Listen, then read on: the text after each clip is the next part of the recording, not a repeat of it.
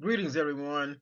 I first want to thank everybody who went to the first video that we put out concerning boycotting and some things that we feel is very necessary to begin to bring change to our group, to those of African descent here in America and other places. So I want to thank you for that. It was so far it's been over 2,000 hits on that. We would like to see a lot more than that, but we are grateful for what we have. Also, we wanted to talk again a little bit about that and see what we can do for us, bringing some clarity to that, and hopefully bring some greater overstanding to those that will view this. I just been thinking about Nat Turner. I've been thinking about Sister Rosa Parks, Martin Luther King, Malcolm X, some of them that have gone before us that made a stand. One, the Sister Rosa Parks made a stand by sitting down, and so Tucson overture in Haiti. Haiti is still being punished because that brother rose up and did something about their situation and drew out those Europeans, got rid of them from Haiti. And as a matter of fact, Haiti is still going through things today because of what that brother did, being punished, whatever they want to call themselves doing. But the point is that when you look at these people, when you look at our ancestors that have gone on before us, they wasn't sitting around waiting on nobody to invite them to do anything. They just knew within themselves that something needed to be done, and they took it upon themselves. Rosa Parks didn't expect to be called the mother of the civil rights movement, but nevertheless, that one thing she did made such a big difference. When Martin Luther King encouraged the people not to boycott, don't pick up no trash, don't pick up the garbage. That caused quite a problem. But these are the things that have to be done to bring about a change. And so uh, my point is that something needs to be done, and we got to start looking at the group.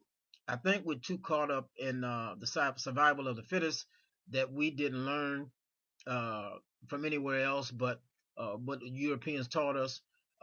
We have to understand that we got into this, all of this mess we're in. We got into it as a group. Only way we're gonna get out is as a group. And so we need our brothers and sisters to realize that sacrifices have to be made. I know a lot of our brothers and sisters are making good money and doing big things. That's wonderful. I applaud that. But we have to realize that this group, if one of us is in trouble, uh, we all are in trouble. And when we see this massive wrongdoing and injustices that's been done for years, this is not nothing new, but it's just escalating and getting worse. So something has to happen. We have to make a stand.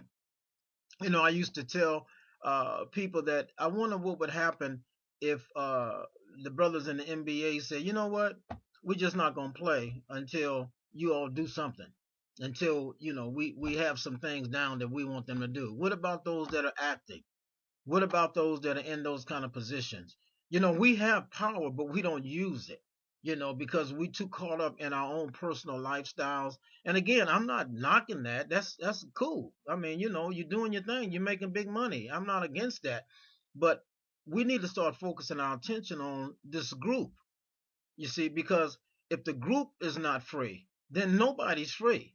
You just living an individual life, and you bring down, food has come down to the hood, turkeys doing Thanksgiving, toys and things for Christmas. But have you thought about after that turkey is eaten and after them toys are broken, what's next?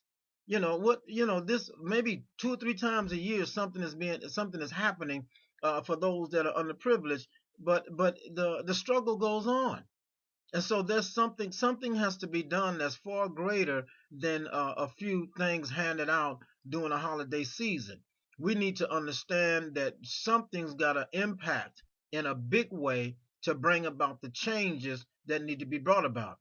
And the very first thing is unity.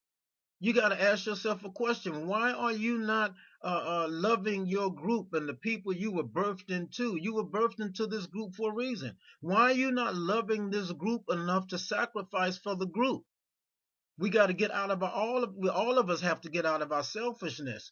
We don't need to just be concerned about our wife and our families and our children only.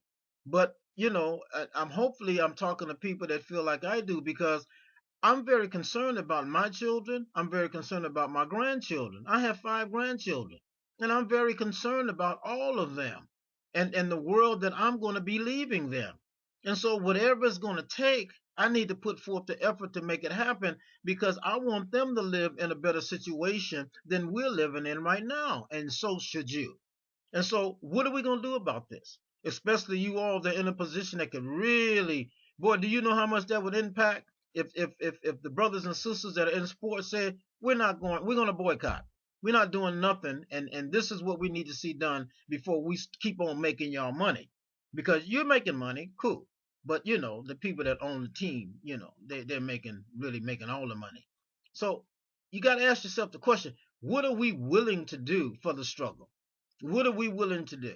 We're not talking about doing anything that's illegal. We're just talking about withholding. Dr. Claude Anderson, he taught us something very valuable, and I never forgot it. He taught me a lot of things. But one thing he taught was we need to treat people the way they treat us. No better and no worse. So we're not going to treat them worse. We're not going to treat them better. We're going to treat them the way they treat us. And then he went on to say, if you buy from me, I buy from you. If you don't buy from me, I don't buy from you. So I don't see anything wrong with that. But we need to understand the importance of doing that and practice this so we can really start making some changes. I'm trying to tell you, when they see them dollars slowly disappearing and the numbers dwindling financially, oh yeah, you got somebody's attention for sure. So we need to understand, we need to really get it in us that we are going to have to come together as a group and unify. That's the first thing. Come together. I told you before, it doesn't matter who's leading, who's in charge, as long as we got the same goal and vision in mind to bring change to our group. So it doesn't matter to me personally what religion, none of that kind of stuff matters. I'm concerned about the group, and I'm concerned on a personal level with my children and my grandchildren. So we need to examine ourselves. Why is it so hard for you to understand that you need to be a part of the unity to bring some changes to the struggles and the atrocities that have gone on over the years? What hinders you from doing that? Your paycheck, people that friends you have that are white or from other cultures. You don't want to offend them. Well, you got to really think about this. I mean, we've been offended for over 400 years. And so we really have to stand up for something. And the standing up is for the group dynamic. We need to stand up and make a statement concerning who we are and be proud of who we are. You can't be ashamed because of all the things that we've been through, all the way we've been treated. You can't be ashamed of that. That's part of our history. It's an ugly part of our history, but it's a part of our history. And that's why we should never forget our history. That's why we need to, every time you see anything concerning you, you need to post it. You need to make sure it's in the social media, because we should never forget, just like the Jews will never forget the Holocaust. So we don't need to forget our story. We need to embrace our story, build from the foundation of our story, and make something happen in our lives as a group. We got in as a group. We only going to get out as a group. So we need to wake up, unify, recognize what's going on. We don't hate nobody. We just doing what's necessary to love ourselves and put ourselves in a better situation.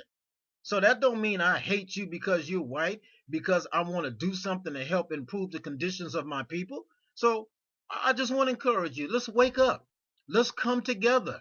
We got to drop all this stuff that divides us and recognize someone was behind all of this division among us.